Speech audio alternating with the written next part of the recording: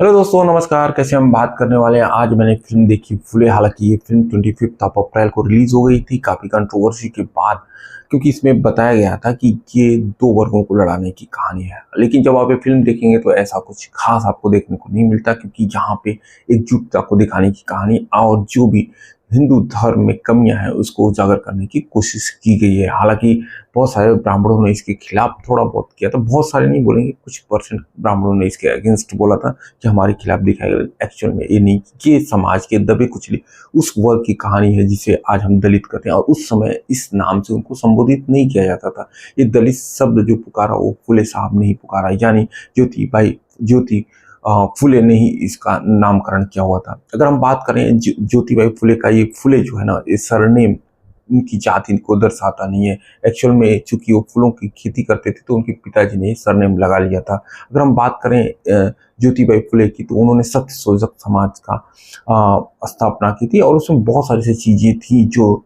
जो छुआछूत जैसे बहुत सारे काम, जैसे दलितों को देखिए, आप फूल की खेती करते हैं लेकिन आप उस भगवान के पास नहीं जा सकते जो आपकी खेती से चढ़ाया गया उगाया गया फूल को चढ़ाया जाता था। लेकिन बहुत सारी सी कमियां थी, उनको पढ़ने की चीजें नहीं थी, कुओं से पानी नहीं पी सकते। ये सच्चाई है। जैसे अगर हम देखें तो मुगलों ने जैसे मंदिरों को तोड़ा और बहुत सारे हिंदू धर्म को सताया, वैसे ये भी सच्चाई है कि कैसे उस समय के लोगों ने कुछ ऐसा नहीं बोलते, क्योंकि आप देखेंगे जो स्कूल फुले ने स्थापित किया हुआ था वो स्कूल ब्राह्मण के घर में ही था, ब्राह्मण ने ही वो स्थान दिया था। तो ऐसे नहीं कि सारे, कुछ परसेंट लोग जो जिनको लगता है कि यार ये आगे हो जाएंगे तो हम कैसे करेंगे, उसके ये किया। तो बहुत ही शानदार तरीके से इस फिल्म को दिखाया गया है। और जिस हिसाब से अनंत महादेवन ने, हालांकि वो भी ब्राह्मण है, फिर भी उन्होंने जिस टाइप की फिल्म बनाई, कमाल की फिल्म बनाई है। तो बहुत सारे लोग डरते हैं, बहुत सारे लोग क्रिटिसाइज कर रहे हैं कि यार ब्राह्मणों ने ये नहीं किया, ब्राह्मणों ने ये किया।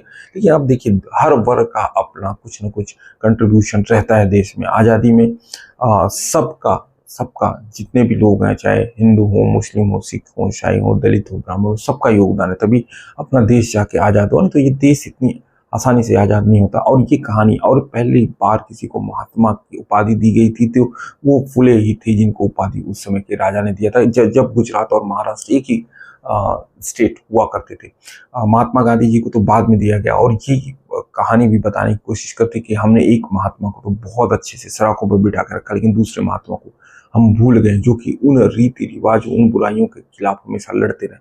अब समझिए, ज्योतिबाई जब कहानी आप देखते हैं तो एक एक प्रसंग ये भी आता है जब उन्होंने, एक ब्राह्मण ही शायद, या कोई एक लड़की थी जिनकी विधवा थी, और उनके घर में आके, जो कि बाकी लोग विरोध कर रहे थे, उनके घर में आके बच्चे को जन्म देती है और उस बच्चे को अपनाते हैं। तो बहुत सारी अच्छाई चीजों को जब आप देखते हैं तभी आपको समझ में आती है। आप ये फिल्म जब भी जाए देखें तो आप निश्चल भाव से देखें, ये ना देखें कि यार ये इसके अगेंस्ट है, ये इसके अगेंस्ट है, तब आपको समझ में नहीं। क्योंकि ये उस समय की, उस कालखंड की करीब 1818 के आसपास की जो कहानी है, 1800 के आसपास की, 1700 के आसपास की कहानी, उस समय की कहानी को दर्शाता है। ये हाल फिलहाल की कहानी नहीं। आपको ये सारी चीजें अब देखने को नहीं मिलती। बहुत सारी चीजें, भेदभाव बहुत मिटते हुए नजर आते हैं। गाँव में आपको दिखेंगे, लेकिन शहरों में तो नॉर्मली आपको नहीं दिखते। अगर हम बात करें डायरेक्शन की, तो डायरेक्शन अनंत महादेवन ने कमाल का किया, जबरदस्त किया। अनंत महादेवन को आप एज एक्टर में जानते हैं, और बहुत सारे मराठी में उन्होंने बहुत अच्छी अच्छी फिल्में दिया, और यहाँ पे उनका डायरेक्शन कमाल करा, कहानी कमाल की रही।